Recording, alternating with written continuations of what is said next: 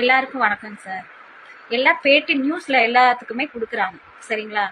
கரெக்டா விசாரிச்சிங்களா? விசாரிச்சுட்டு அதுக்கு தகுந்த மாதிரி எதுக்கு போராட்டம் பண்ணாங்க? குழந்தைக்கு வந்து நியாயம் கிடைக்கும். எந்த குழந்தைக்குமே இனிமேல் இந்த மாதிரி நடக்க கூடாது.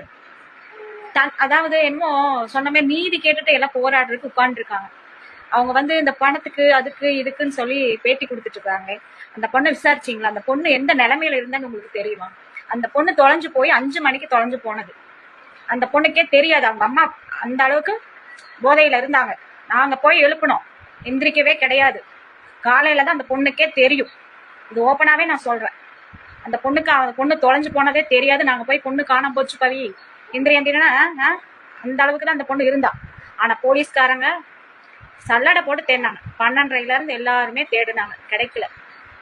அவங்க அப்பா ஒரு சாப்பில இருந்து வேலையை விட்டு வந்து 7 மணி அளவில் தான் அவரு அங்கேயும் தேடிட்டு அப்புறம் கம்ப்ளைண்ட் கொடுத்தாரு. இதுதான் உண்மை.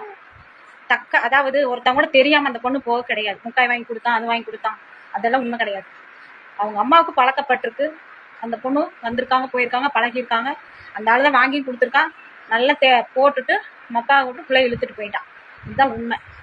அதுக்காக போராட்டம் பண்ணி நான் அந்த பொண்ணுக்கு தான் நியாயம் கேட்டு போராடணும். அதுக்கு இந்த என்னமோ சொல்லுவாங்க, பணம் கொடுக்காது, என்ன வாயில வந்து இதுக்கு வரமாட்டேங்குது. முதலமைச்சர்கிட்ட கோரிச்சுக்கிறாங்க எல்லாம். கோவிக்கிறக்க நம்ம பிள்ளைய நம்ம தான் பாதுகாப்பு பண்ணணும். அவர் எங்கேயோ எத்தனையோ வேலையில இருப்பாரு. நம்ம வந்து எல்லாத்துக்கும் வந்து அவர் பாதுகாப்பு கொடுக்க முடியாது. இப்ப நடவடிக்கை எடுத்ததுக்கு அப்புறம் எத்தனை போலீஸ் தெரியுங்களா? அவங்கள பசியில ஒரு டீ பச்சை தண்ணி கொடுக்காத அளவுக்கு வந்து நீங்க இந்த ஏரியாவுக்கு வந்து பேட்டி எடுத்திருந்தா தானே தெரியும். மறியல் பண்ணது சூலூர்ல, நடந்தது பாரதிபுரத்துல, சரிங்களா? இங்க பாருங்க, ஏகப்பட்ட பேர் வெளியில் உட்கார்ந்து நாய் மாதிரி காத்து கிடக்குறாங்க. அதுக்கு நீதிதான் கேட்டு போராடணும், செய்யணும். என் பிள்ளைக்கு தக்க தகுமானது அது இதுன்னு சொல்லி இந்த பண உதவி சார் முதலமைச்சர் ஐயா உதவி செய்யக்கூடாது. அந்த லேடியை நீங்க விசாரிக்கணும். எந்த ஒரு தாய் வந்து ஒரு பொண்ணு ஒரு 10 நிமிஷம் காணாம போனாலே நம்ம வந்து வீட்டுக்குள்ள உட்கார முடியாது. இந்த பொண்ணுக்கு காலையில தான் தெரியும். தெரியற அளவுக்கு அந்த பொண்ணு வந்து அந்த நிலைமையில இல்லை. அவங்க வீட்டுக்காருக்கும் ஒண்ணுமே தெரியாது, பாவம். எல்லாரும் என்னமோ சொல்றாங்க, கடத்திட்டு போயிட்டாங்க. போனதெல்லாம் உண்மைதான். ஆனா பெத்த தாய் என்ன பண்ணிருக்கணும்? தேடி இருக்கணும்ல. ஏன் அந்த அம்மாவை ஏன் எங்க போச்சு? தேடாம எங்க போச்சு? பிள்ளை விட்டுட்டு ஏன் அந்த அம்மா பேட்டி எடுக்கல? வந்து என்னமோ சொன்ன மாதிரி நீ எங்கம்மா போன இப்பதான் முட்டாய் வாங்க தெரியாத ஆள் கூட பொண்ணு போகுங்களா?